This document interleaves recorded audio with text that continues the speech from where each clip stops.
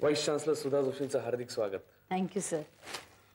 आमच्या संस्थेच्या आमच्या कॉलेजच्या प्रिन्सिपल सुधा जोशी वाईस चान्सलर झाल्या. आम्हाला सगळ्यांना खूप अभिमान वाटतो. आणि मॅडम ही कठीण जबाबदारी आपण खूप यशस्वीपणे पार पाडाल असा मला विश्वास आहे. बसा. सर प्लीज इतकी स्तुती करू नका. नाही म्हणजे मलाही आनंद झालाय, पण तुमच्या सहकार्याशिवाय इथवरचा प्रवास मला जमलाच नसता. अडीअडचणींच्या वेळी, संकटाच्या वेळी तुम्ही सतत माझ्या पाठीशी खंबीरपणे उभे राहिलात. निर्णय घ्यायचं स्वातंत्र्य मला दिलं. आता इतकी स्तुती करू नका असं म्हणण्याची पाळी माझी आहे. मॅडम खरंच एकीकडे तुमचं अभिनंदन करताना, तुमचं कौतुक करताना दुसरीकडे खूप वाईटही वाटत होतं. तुम्ही आम्हाला सगळ्यांना सोडून जाणार. It's great loss to our college. नाही सर, ह्या जगात कुणाचंच कुणा वाचून अडत नाही. संस्था महत्वाची, संस्था चालली पाहिजे. थोड्याफार त्रासांना का होईना पण संस्था पूर्वपदावर येतेच. आणि कदाचित तुम्हाला माझ्यापेक्षा चांगली व्यक्ती या स्थानावर मिळेल. नाही आणि काही अडचण आलीच तर मला जरूर बोलवा, मी आहेच. मॅडम तुम्ही खूप मोठ्या जबाबदारीच्या पदावर जात आहात. 300-350 कॉलेजचा संसार तुम्हाला पाहायचा आहे. गुड. मॅडम आपलं जरी असलं तरी त्या कॉलेजवर फेवर करून तुम्हाला चालणार नाही. तुम्हाला वाईट वाटणार नसेल, राग येणार नसेल तर एक विचारू? जरूर विचारा. नाही आणि अगदी मला राग आलाच तर मनातल्या मनात 100 आकडे मोजेन. कारण आता राग, संयम, सहनशीलता, माझ्या वागण्यातली मॅच्युरिटी हे सगळं मला अंगवळणी पडून घ्यावं लागणार आहे, नाही का? विचारा ना. आपण वाईस चान्सलर हो असं तुम्हाला वाटलं होतं? म्हणजे सुखद का होईना पण तुम्हाला धक्का बसला असेल ना? धक्का बसला. मी खूप गोंधळले होते.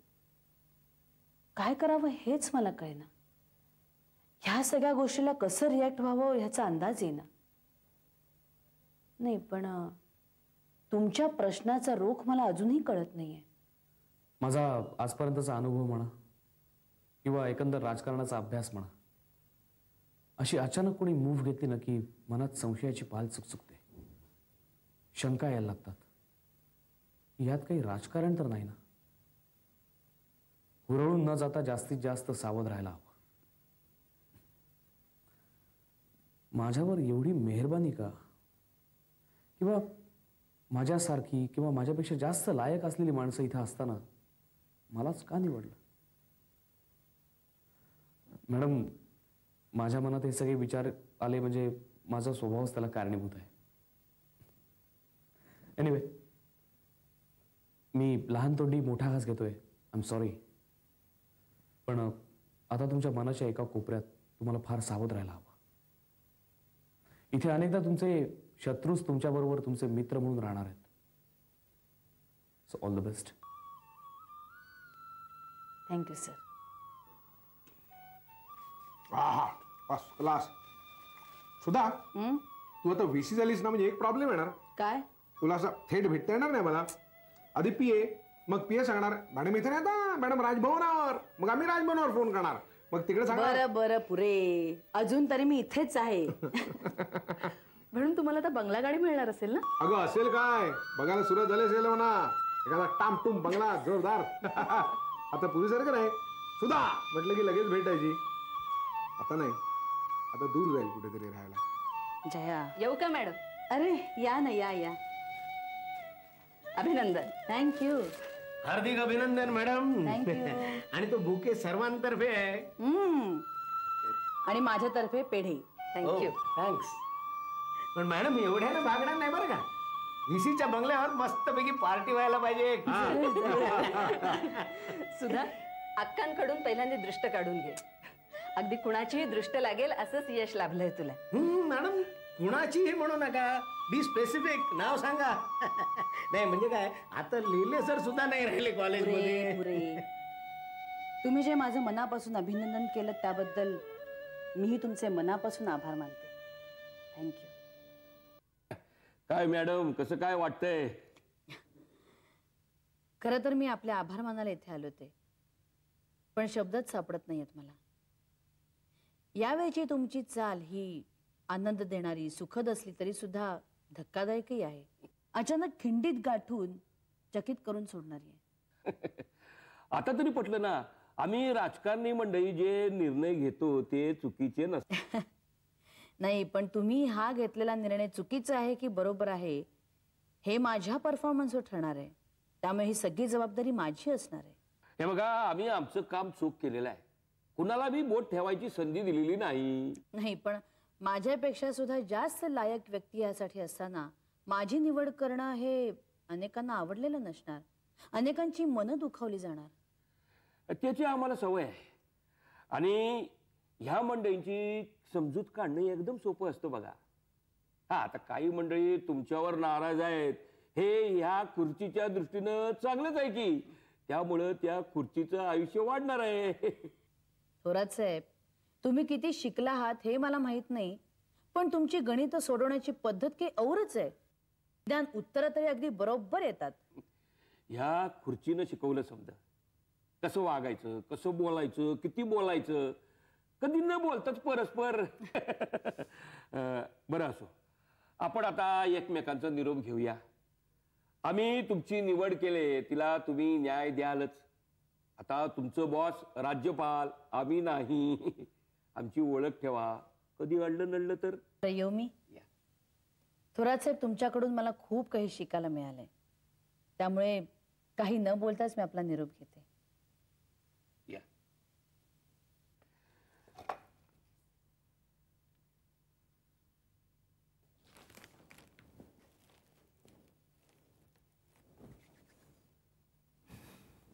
घे पाणी घे. थँक्यू. काय आणलंस एवढं हे? सगळं सांगते. आधी सांग, या महामाया कुठे आहेत? कुठे आहेत? आधीपासून त्या दोघींचा पाय घरात ठरत नव्हताच. त्यातून आता तिसरीला पंख फुटले. आज काय हिच्याकडे, उद्या काय तिच्याकडे. आणि जेव्हा घरात असतील ना, तेव्हा त्या फोनशी अर्धा अर्धा तास खिदळत असतात. एक मला फोन करायचा असेल ना तरी सुद्धा देत नाही. सुधा, तू मला एक वेगळा फोन घेऊन दे. तुला माझ्याशिवाय कोणाशी बोलायचं असतं ग? अगं बरं, आता आपण नवीन घरात जाऊन राहायला, तेव्हा तुझ्यासाठी एक स्पेशल फोन ठेवते. बस, झालं समाधान. नवीन घर झालं म्हणजे ते याच्यापेक्षा मोठं असणार. हो. नेहमीप्रमाणे तुम्ही तिघी जणी बाहेर जाणार आणि नेहमीप्रमाणे मी घरात एकटी राहणार. अगं हे काय वाईट आहे? जाऊ दे काका, नंतरच नंतर बघू. अजून घर ताब्यात तर मिळालंय कुठे, हो की नाही? बर, ह्या गधड्या येणार आहेत कधी? अगं येतील ना. आज काय छान मूड होता माझा. म्हणलं आपल्याला मस्त वेळ आहे, छानपैकी गप्पा मारू, सगळ्यांसाठी काहीतरी घेऊन जाऊ, मस्त मजेत वेळ घालू. कसलं काय नाही, कसलं काय, कोणी सुद्धा घरात नाही. तू आणि मी एकमेकींचं नुसतं सांत्वन करत बसलो तिथे. शे, अगं किती चिडशील. येतील ना त्या. चिडत नाही ग अक्का. अगं मग एवढ्या लहान लहान गोष्टीवर नाराज कशाला होतेस? अक्का, मुली घरात नसलं ना की घर कसं अगदी ओकं बोकं वाटतं ग. हो का? मग हे तुला आज जाणवतंय? मग माझं काय होत असेल?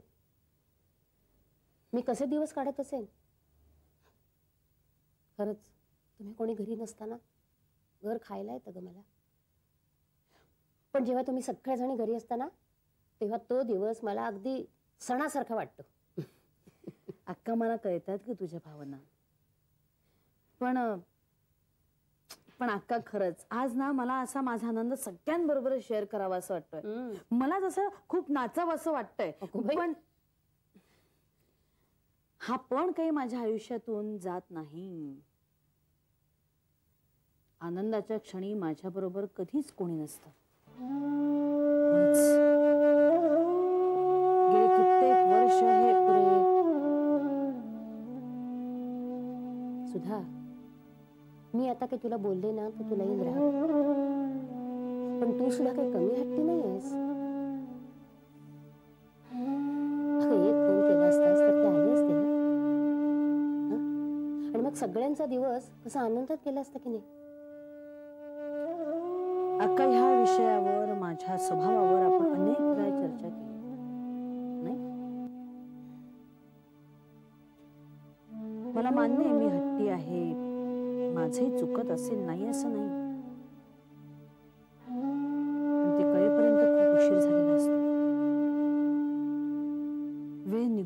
असते अक्का. आणि मग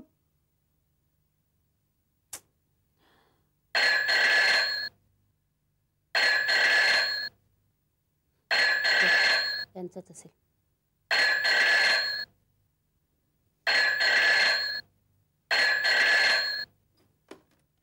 हॅलो, सुधा जोशी.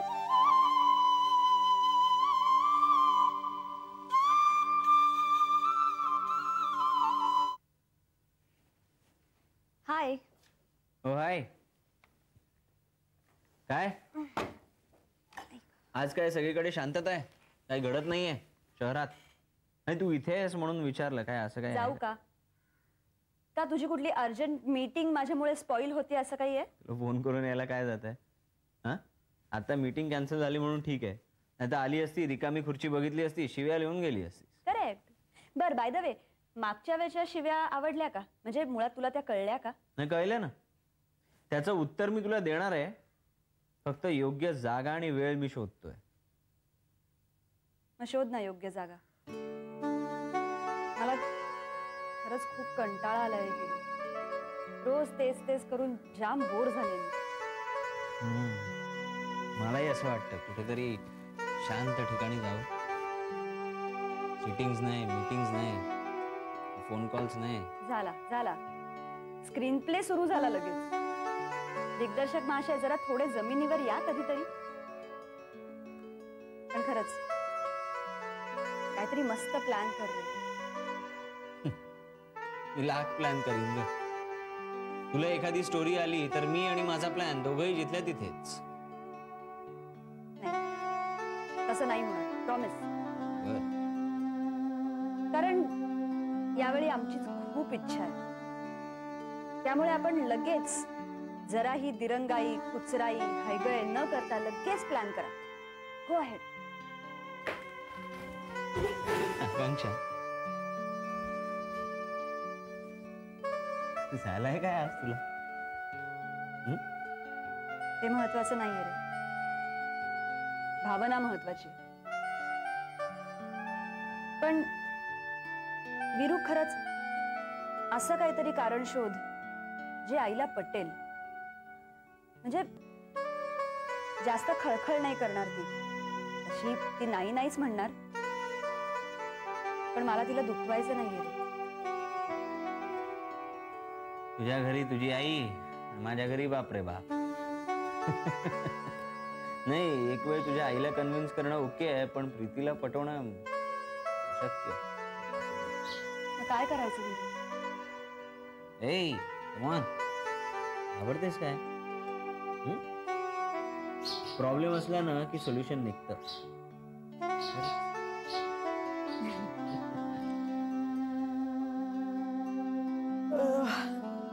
काय चिठ्ठी लिहून ठेवली अक्का. चहा आण ग लवकर. ऐक,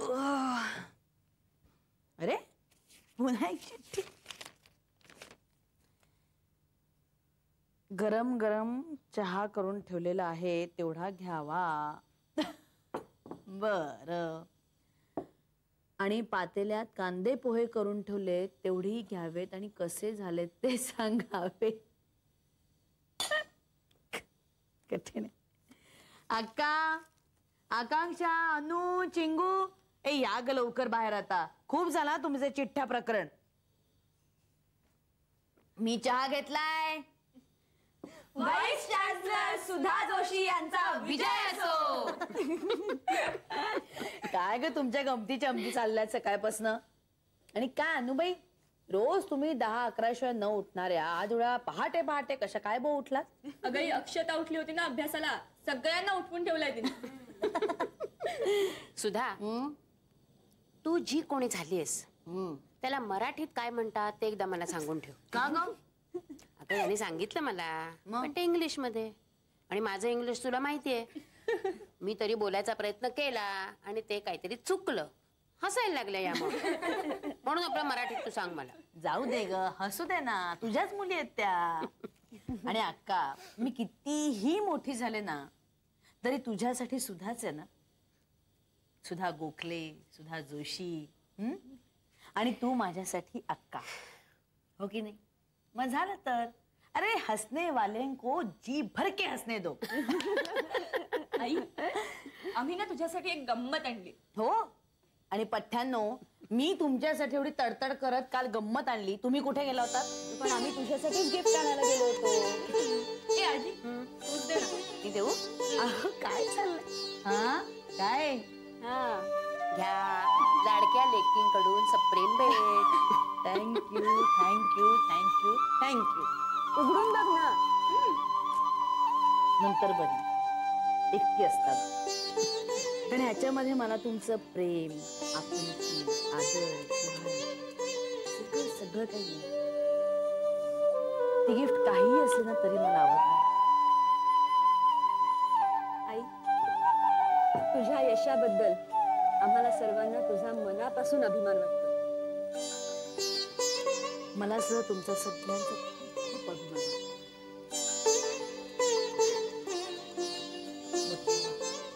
खूप मोठा आणि शहाण्यासारख्या वागा. बघू.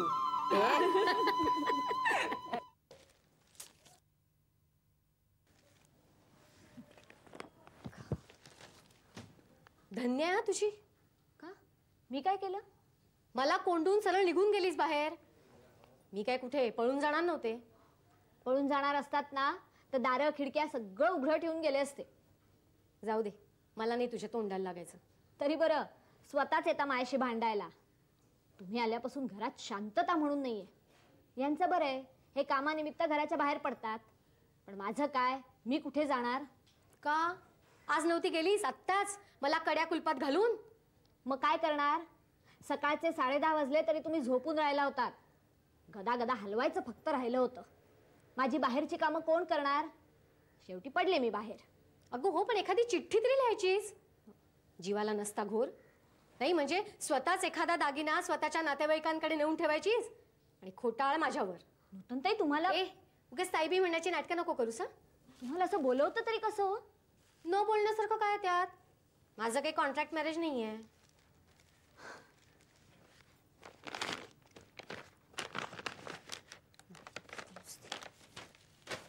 घ्या. किती आहेत? स्वतःच मोजून घ्या. नाही सांगितलं नसतंस ना तरी मोजणारच होते मी. पण आहेत किती? 50,000. काय? फक्त 50,000? मग एवढं किंचाळायला काय झालं? अगं पण मी 2 लाख मागितले होते ना. फक्त 50,000 देताय? आम्हाला शक्य होतं तेवढे दिले. शक्य नसायला काय झालंय? लाखांनी कमवतोय. सख्ख्या बहिणीला पैसे मागितले तर फक्त 50,000? आई होती तेव्हा जसे लागतील तसे पैसे पुरवलेत मी. पुरवले असतील. असतील म्हणजे विचार तुझ्या कॉन्ट्रॅक्टवाल्या नवऱ्याला. एक कवडी गमवत नव्हता तेव्हा. मला नका सांगू. का? तुला का नको सांगू? काय आणलेत नोटा पण. तू मोजलेस ना? माझ्यावर नका विश्वास ठेवू.